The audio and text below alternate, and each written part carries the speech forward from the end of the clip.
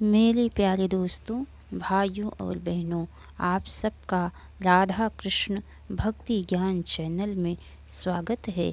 आज मैं आप सबको भक्त नरसिंह मेहता की लोक प्रसिद्ध कथा को सुनाने जा रही हूँ, जो कि बड़ी अच्छी और बड़ी पावन है।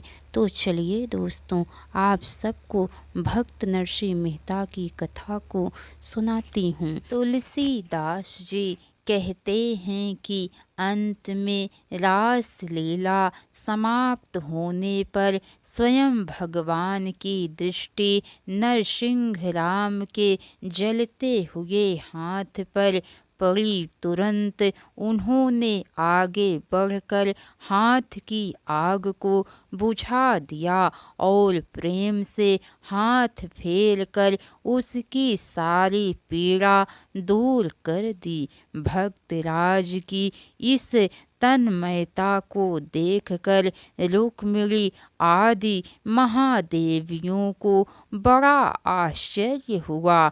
माता रुक्मिणी ने तो प्रसन्न होकर अपना हार ही उतार कर भक्तराज को पहना दिया।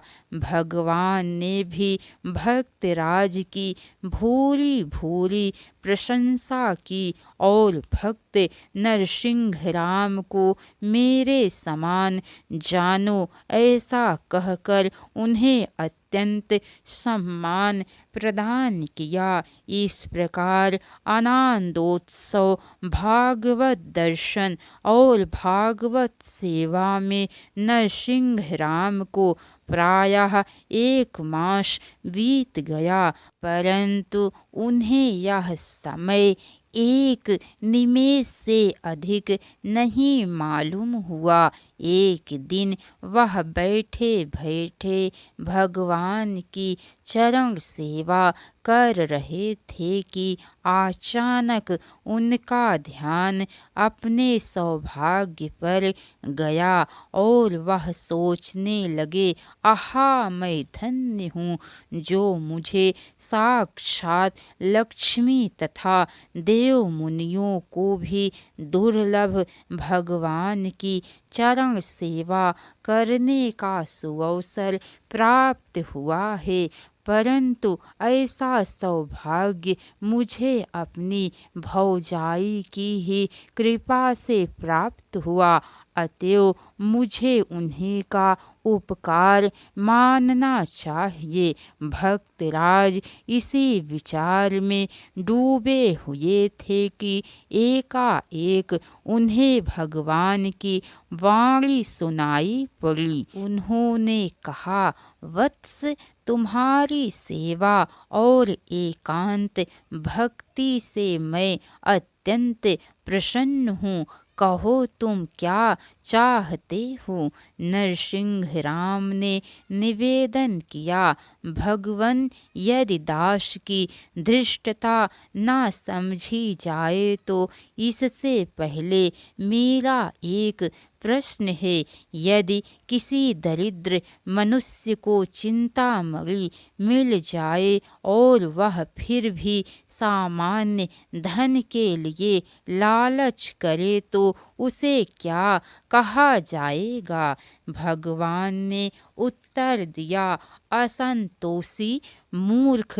तब स्वामिन, आप मुझे मूर्ख क्यों बनाना चाहते हैं? चिंतामणि के समान अपने चरण कमलों की प्राप्ति कराकर फिर आज मुझसे अन्य मांग की आशा रखते हैं। नाथ, मुझे भुलावे में ना डालिए। मैं अब और कुछ नहीं चाहता। मैं अब सदा आपकी चरण सेवा में ही रहना चाहता हूँ। नरसिंह राम ने नम्रता पूर्वक कहा, वत्स, तुम्हारी निष्ठा धन्य है, परंतु जगत में प्रत्येक गृहस्थ के ऊपर 3 प्रकार के ऋण होते हैं। पहला ऋण है स्त्री पुत्रादि का, दूसरा पितरों का और तीसरा देवों का। मनुष्य गृहस्थ आश्रम को स्वीकार करके जब तक उन ऋणों से मुक्त नहीं हो जाता तब तक उसे पुनर्जन्म धारण करना पड़ता है। अतः मेरी आज्ञा से मृत्यु लोक में जाकर तुम इन तीनों ऋणों से मुक्त हो जाओ। भगवान ने कहा। नरसिंह राम को यह सुनकर बड़ा दुख हुआ। भगवान से अलग होना उनके लिए असहनीय था। अतः उन्होंने सजल नेत्रों से कहा, प्रभो, आपके चरण कमलों की धूलि प्राप्त होने पर भी क्या कोई ऋण शेष रहता है? नाथ, ऐसी आज्ञा देकर आप पुनः मुझे संसार में ना फंसाइए। मैं संसार से त्रसित होकर आपके चरणों में आया हुआ हूँ। आपके चरणों से विमुख होकर मैं पुनः संसार के व्यवहारिक कार्यों में नहीं फंसूंगा। भगवान ने कहा, भक्तराज, सत्य है, मेरी शरण प्राप्त होने पर जीव तमाम ऋण बंधन से मुक्त हो जाता है। तुम भी अपने ऊपर कोई ऋण न समझो, पर लोक संग्रह के लिए तो ऋणों से मुक्त होना ही चाहिए। तुम जाओ, सब काम मेरी पूजा समझकर करो, साथ ही मेरे विग्रह की भी अर्चना करो। तुम्हारे जैसे एकांतिक भक्त के लिए यद्यपि मूर्ति पूजा अनिवार्य नहीं, फिर भी मैं तुम्हें ध्यान पूजा करने के लिए अपनी प्रतिमा देता हूँ। इस प्रतिमा की पूजा अर्चा करने और ध्यान करने से तुम्हारी भक्ति और भी दृढ़ हो जाएगी। साथ ही यह करताल भी मैं देता हूँ। इस करताल के द्वारा जब तुम मेरा कीर्तन करोगे तभी मैं तुम्हारे पास उपस्थित हो जाऊंगा और तुम्हारे गृहस्थ आश्रम के सभी कार्यों को सिद्ध कर दूंगा। मेरा यह प्रण है, जो अनन्य भाव से मुझ में स्थित भक्त मुझ परमेश्वर को निरंतर चिंतन करते हुए निष्काम भाव से भजते हैं, उन नित्य एक ही भाव से मुझ में स्थित पुरुषों का योगक्षेम मैं स्वयं वहन करता हूँ। जो मनुष्य मेरे इस प्रण को स्मरण रख कर तदानुकूल आचरण करता है, वह गृहस्थ आश्रमी होने पर भी कभी दुर्गति को नहीं प्राप्त होता। अतः तुम जूनागढ़ में जाकर अनन्य भाव से मेरी भक्ति करो। भगवान के इस प्रकार आश्वासन देने पर नरसिंह राम राजी हो गए। भगवान ने उन्हें अपनी प्रतिमा और करताल सौंप दी। स्वयं पीताम्बर और मयूर पुच्छक का मुकुट पहना दिया। नरसिंह राम ने भगवान के चरणों पर गिरकर बार बार प्रणाम किया और फिर भागवती प्रेरणा से तुरंत जूनागढ़ जा पहुँचे। प्रातः काल का समय था।